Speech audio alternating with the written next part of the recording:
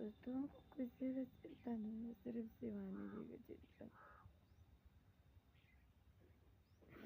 मेरे मानी बात को शिवानी जी की देख नहीं सकता है दोस्तों।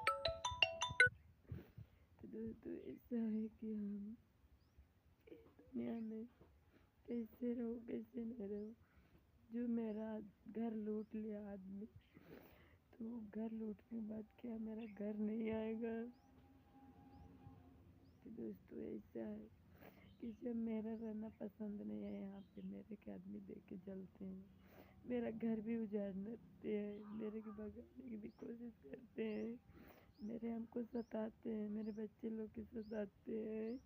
हम किसी का नाम भी नहीं धर सकते हैं, हर किसी के हम कुछ ही बता भी सकते हैं कि कौन आदमी मेरा क्या कर रहा है क्या नहीं कर रहा है।